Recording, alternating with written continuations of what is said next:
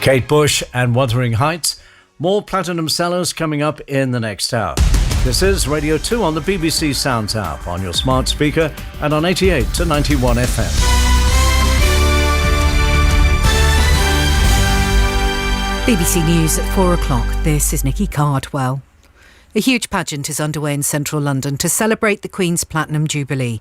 The Golden State Coach, complete with a virtual reality Queen in its window, was at the front of the procession, which began with marching bands and members of the armed forces in full regalia. Sapper Fionn Davis-Wigley from the Royal Engineers took part.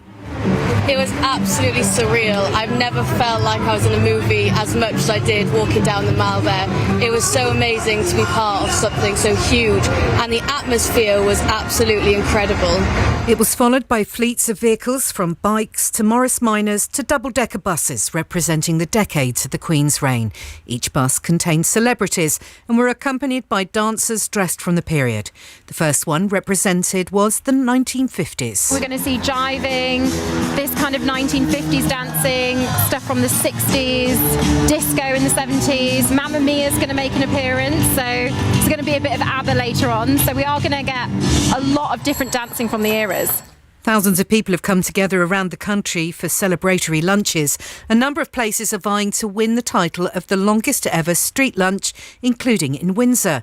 Kate Graves is one of the organisers of the UK-wide events. It's amazing to be here today. This is a super-sized big Jubilee lunch, but we're encouraging people to hold events in their communities right across the UK to celebrate the Queen's Platinum Jubilee, but also to get to know each other, to get out and have a few hours of food and friendship and fun. Other news now, and dozens of flights have been cancelled today by airline companies including EasyJet, Wizz Air and BA as people return from half-term. Gatwick Airport says 80 flights were cancelled there.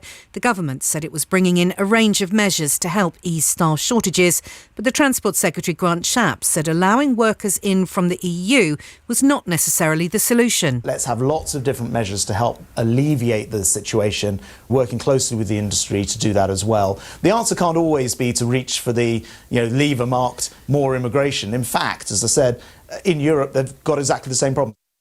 President Putin has told Russian television that his forces will attack new targets if Western countries supply Ukraine with long-range missiles. Washington has promised to supply Kyiv with an advanced precision rocket system. An investigation's been launched into how a man died after being tasered by police and falling into the River Thames yesterday. The Independent Office for Police Conduct said a man in his 40s had died in hospital. And England's new men's Test cricket captain Ben Stokes and head coach Brendan McCullum have led the team to victory in their first match in charge, beating New Zealand by 5 wickets at Lord's. The former captain, Joe Root, scored a century to become the joint youngest player to register 10,000 Test runs. BBC News, it's 4 4. BBC Radio 2. Orna's here now with the traffic and travel news. Nikki, thank you. And in central London, as you've been hearing, so the Jubilee pageant underway, so the procession making its way from Whitehall all the way through to Admiralty Arch, then to the Mall, and it finishes up around Buckingham Palace. So those are the routes along that stretch there. They will be closed off until at least 6 o'clock, possibly 7 as well in some cases. Also, Argyll and Bute, so the A82 on the southbound side. Now, this is holiday traffic making its way back. It's from Loch Lomond, but it's making its way down from Inverberg to Stony Molan roundabout, queuing traffic.